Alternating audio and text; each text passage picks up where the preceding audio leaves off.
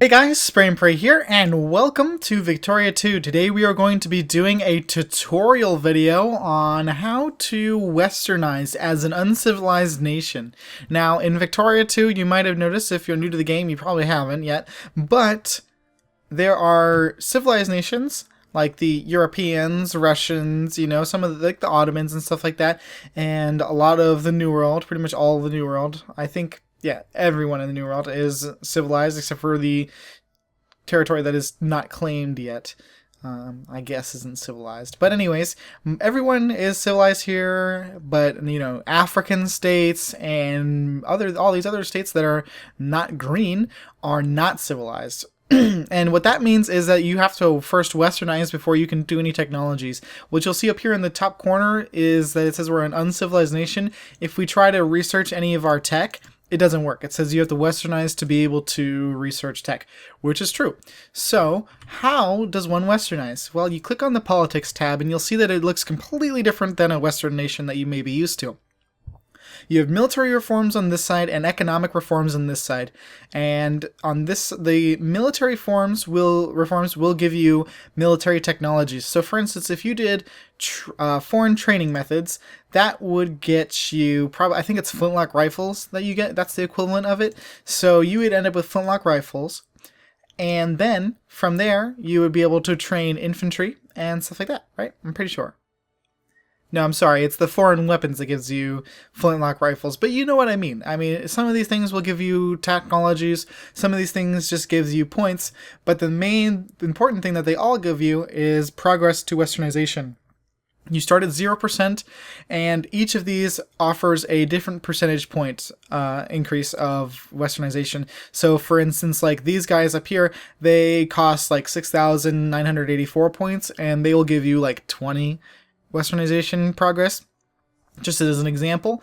And these guys all the way down here cost like 8,730 research points, and they'll give you like 25 or 40% westernization, if I remember correctly from my India playthrough, where we did have to westernize.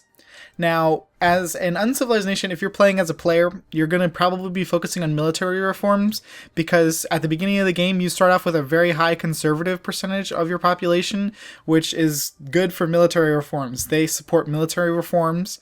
And the economic reforms, since you're a player and you're going to probably westernize really fast, you will not be, you probably won't be focusing on the economic reforms, because these are more for like liberals and stuff like that, because like as you can see here, the upper house is currently modifying the military reforms by -12 because we have all this conservative. If you had a bunch of liberals, then they would make the economic reforms cheaper, so then you would probably want to go with those.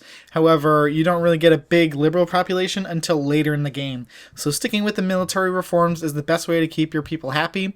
Of course, all the reforms are going to piss off the reactionary, so fending off rebellions from those kind of people, from the reactionary people, is critical, because if they succeed in a rebellion against you, then you will lose westernization progress, which is like the life water, the Jesus juice, if you will, of an uncivilized nation. So how do you get progress to these things? It's by research points. So basically these are your uncivilized techs that you're getting right here with the military and economic reforms. So they put the button right here, or the little icon for research points right there. And you can see we're getting 3.3, I think it's every month or day, maybe? Anyways, you need a shit ton of them. So in the beginning, what you want to do is encourage clergymen, because when you start out the game, the only thing that you can do to improve your research points is by increasing literacy and by increasing the percentage of clergymen.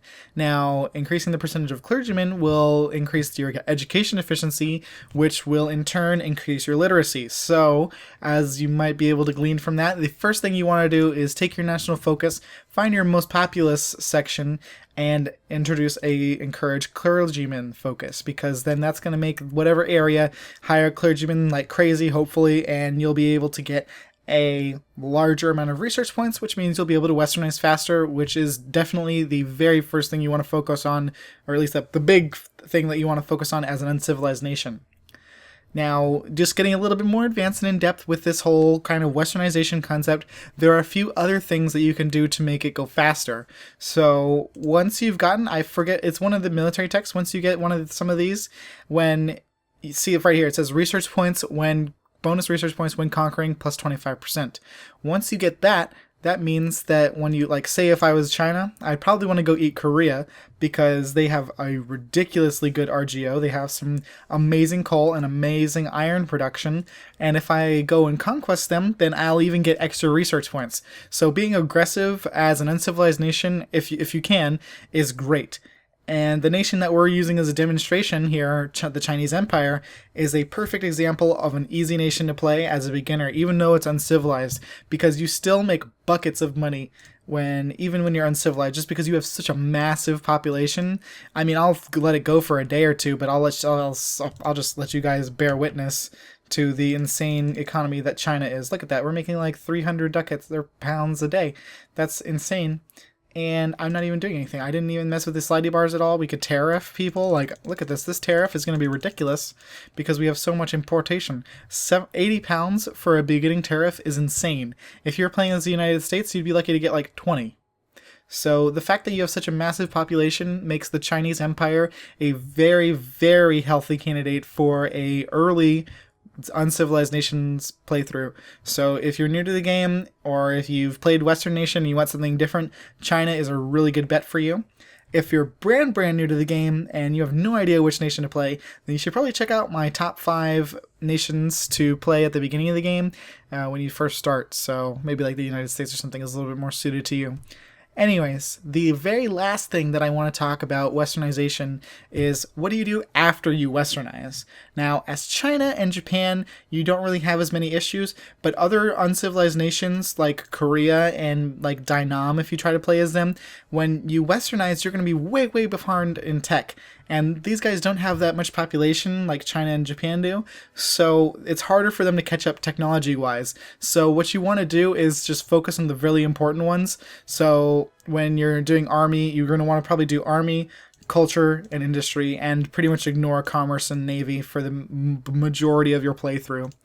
Now, and even within culture, you're kind of only going to want to go get these and then the research points, and that these other ones you're probably not going to want to do much with because you're just not going to have the amount of time that you would need to invest to go and grab all of these techs.